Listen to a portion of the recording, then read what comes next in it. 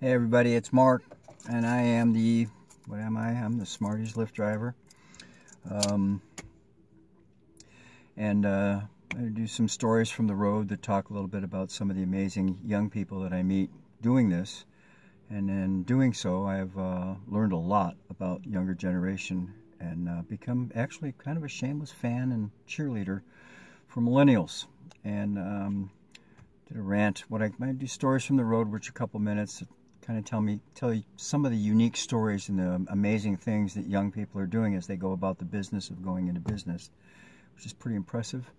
And I did a rant, shame on the mainstream media, because mainstream media is basically character assassinated an entire generation. Some pretty extraordinary people. And but there's more work to do. Last thing was a mini rant, and it was about sending our representatives, communicating to our representatives. If we're not doing that on a regular basis, you know what? We deserve what we get. We deserve what we get. And it's not just for millennials to do. It's for millennials, X, Y, and God forbid, the boomers that created this freaking nightmare. But kind of a quick, what I need to remember is I'm getting older and I won't remember stuff. So it's kind of a table of contents or some stuff that I need to do rants on, that at least things that I think are important and I think you'll think are important. Subjects of the day, as maybe something good happens and God forbid we take our country back from those that have stolen it from us. And I'm talking about career politicians. Politics was never intended to be a career.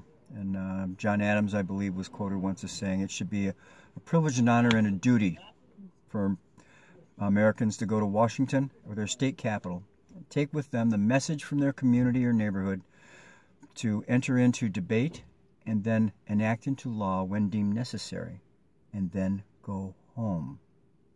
Keyword there, then go home. Politics was never intended to be a profession.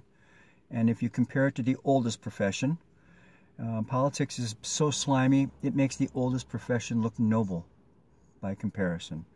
And here's my fact that I will share with you in that. And because if you compare, I mean, politics makes the oldest profession look noble by comparison. Sorry. Because if you make a deal with a prostitute, and that's what the oldest profession is, prostitution, you generally get what you pay for. There's honor in that industry.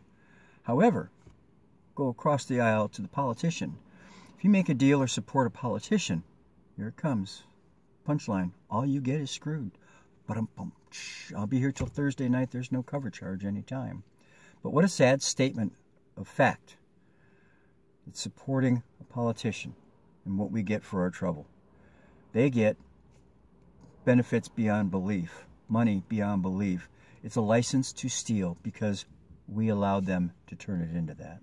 So at any rate, I'm confident down the road that millennials are going to be the ones that take this country back from them. But to do so, there's a number of things that have to happen along the way. Term limits. If we don't make certain that our president, who's not very popular because of the media mostly, and the fact that he, well, I don't want to insult 8th grade girls, but that's kind of how he behaves most of the time. But term limits has to happen.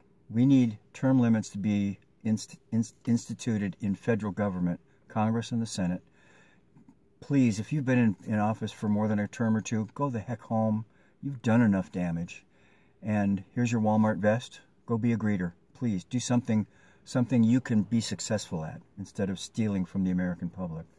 Another one would be election reform. Election reform has to happen. We have to have, if you're going to run for Congress, the federal government should give each candidate the exact same number of dollars and then monitor the fact that nobody's adding money to it to buy elections, because that's what happens now.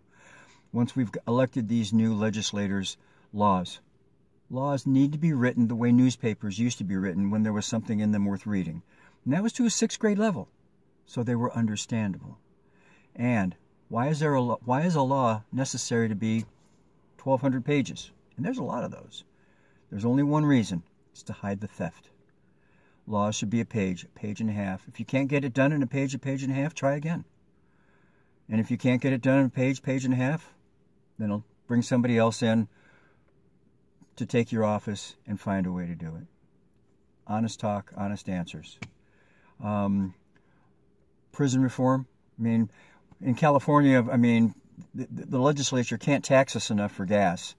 But that's not what we want. I mean, who's going to fix the roads? Says our governor. Road ferries.